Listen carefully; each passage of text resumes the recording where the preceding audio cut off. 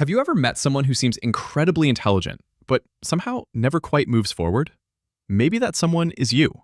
You have ideas. You understand things quickly. You know what needs to be done. Yet somehow weeks pass, months pass, sometimes even years, and you're still standing in the same place. At first, it doesn't make sense.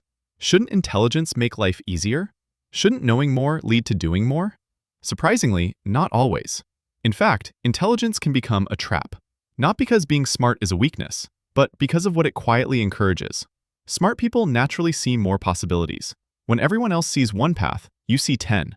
You notice the risks, the opportunities, the hidden problems, the what-ifs. That sounds like an advantage, and sometimes it is, but there's a hidden cost. The more possibilities your brain creates, the harder it becomes to choose one. Imagine standing in front of 20 doors. Each one could lead somewhere amazing, but each one could also be the wrong choice. So what do? You hesitate. You compare. You think a little longer. You tell yourself you're just being careful. Then another day goes by. This is where many intelligent people get stuck. Not because they don't know enough, but because they know too much. Your brain starts searching for certainty. It wants proof that the decision you're about to make is the perfect one.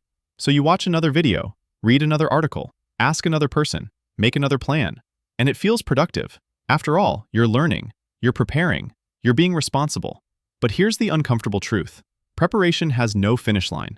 There is always one more book, one more podcast, one more opinion, one more strategy. Without realizing it, preparation quietly becomes procrastination. The strange part is that your brain rewards it.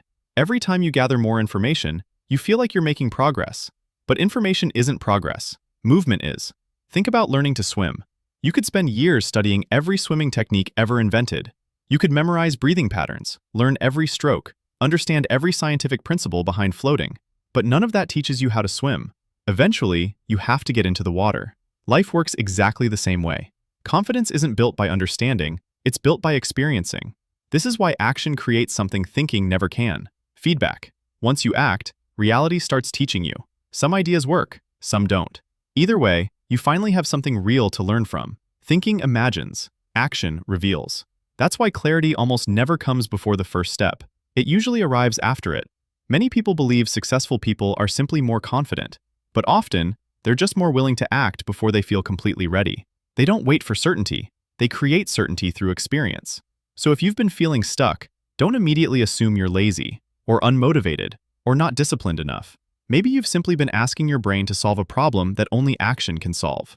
Here's something worth remembering. Your brain is incredibly good at finding reasons to wait. It calls them research, planning, preparation, timing. But sometimes, those are just comfortable disguises for fear. The goal isn't to stop thinking.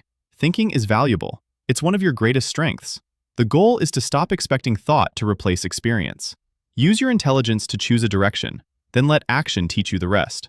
Instead of asking, what's the perfect decision? Ask, what's the smallest action I can take right now? One email, one page, one phone call, one workout, one application, one conversation. Small actions seem insignificant, but they have a hidden power. They create momentum. Momentum creates confidence, and confidence makes the next step easier. Remember this. Thinking opens doors.